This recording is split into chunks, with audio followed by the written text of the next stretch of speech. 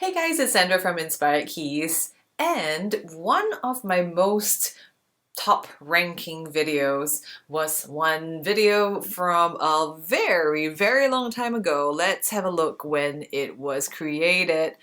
Okay, it was published on the 27th of February 2015, and that would mean 3 years ago, which is a pretty long time.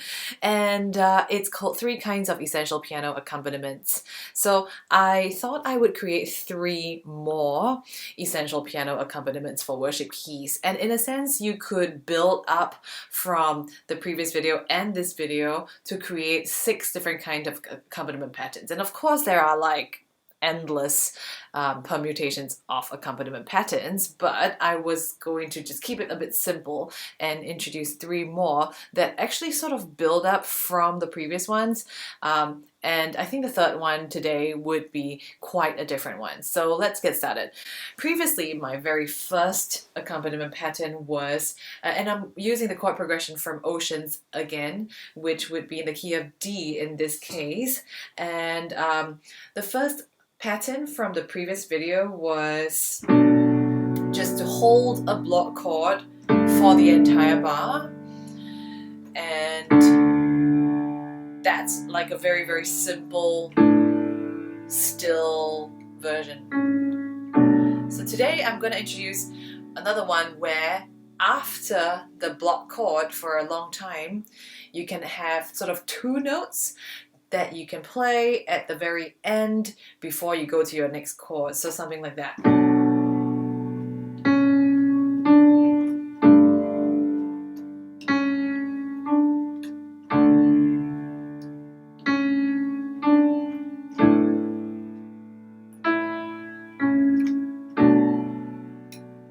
And you can build it with like a third harmonization like this.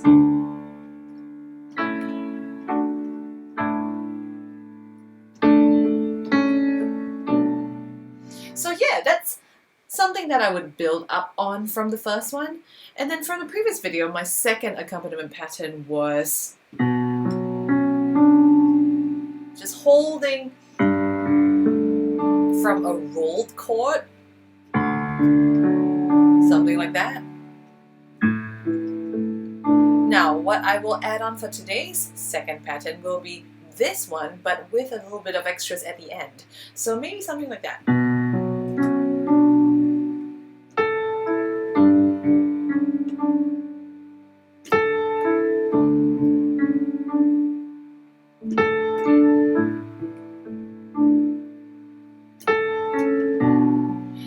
Really be any combination of notes, but what I do want you to catch is that whatever it is you pick to be at the end before you go on to the next chord, just keep that consistent. Don't do different stuff, because if you do different stuff, it's just going to be kind of messy and uncohesive. What's the word again? So like this is a bad example. So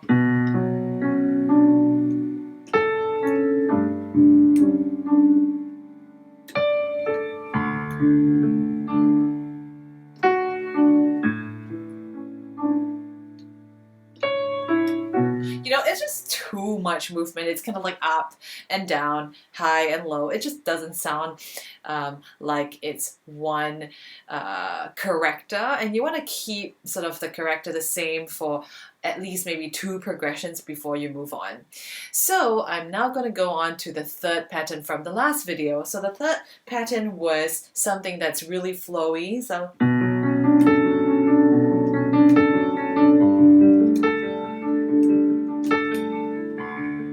something like that. Now, what I want to talk about in this video for the third one is what to play when you're building up. Because when the song kind of like builds, you know, when sort of the tempo goes faster, no, tempo doesn't go faster, but the beat gets stronger and everyone's playing more and the song goes from soft to loud. We call that building up. And what you want to hear, what you want to listen out for will be the drummer, because what is the drummer doing? And a lot of times when the drummer starts doing pa pa pa pa pa pa, something like that, where you know he or she is building and getting louder and playing on every beat, that's where you want to echo that as well. You want to actually play in that way as well. So listening to what the song and what everyone else in the band is doing, I might do something like this.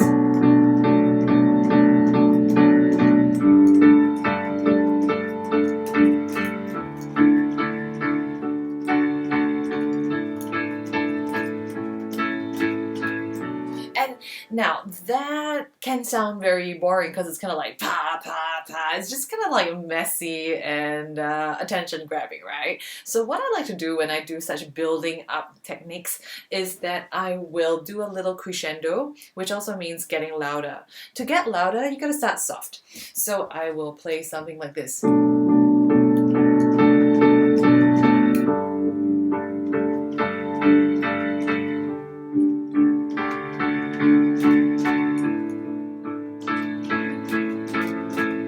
So I hope you heard that there was a little bit of crescendo. Now what that does is that it makes the music feel like it's moving forward. And it's kind of weird because music is an abstract thing. You can't really move it forward like a physical object. But if you play everything at the same loudness at every time, it just sounds like it's in your face and just, you know, jarring. It's not really music. If you want music to sort of have a sense of movement, you gotta have a little bit of that crescendo. Sometimes even a decrescendo might work. Just don't play it at the same loudness. To add to that, sometimes everyone builds at double that time. So instead of play, everyone else is doing ta ta ta ta ta ta ta ta ta ta ta, and that's where you want to actually just intensify that with.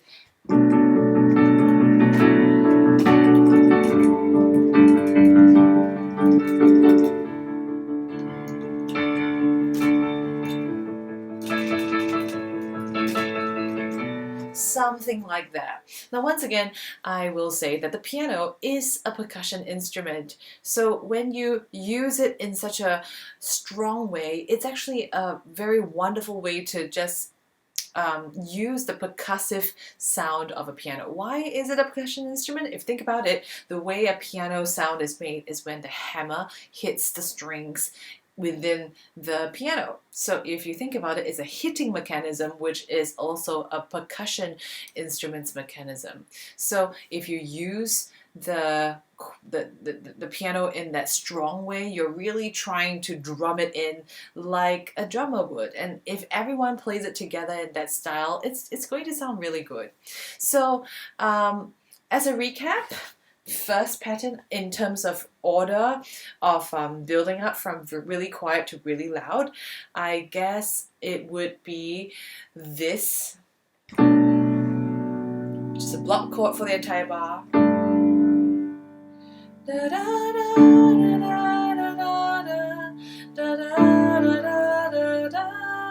And the second one.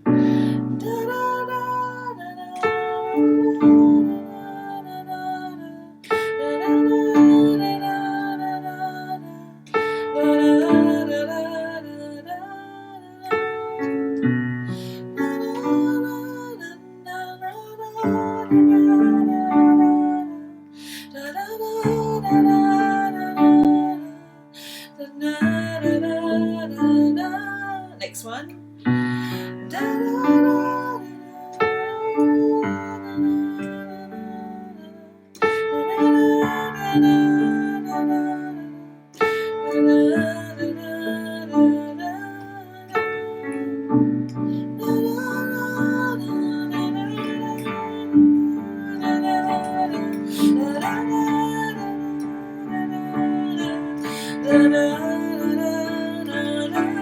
Double that.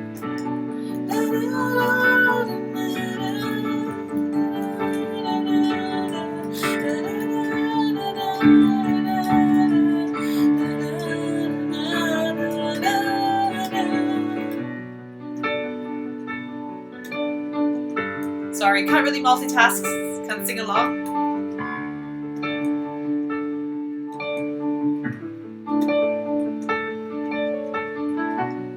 And then that's where you can just continue with all sorts of figurations at the end, but just as long as the last one is 1, 2, 3, 4, 1, 2, 3, 4. It's got lots of movement and you're just spreading out the chord as you go. So I hope you find this video interesting and helpful.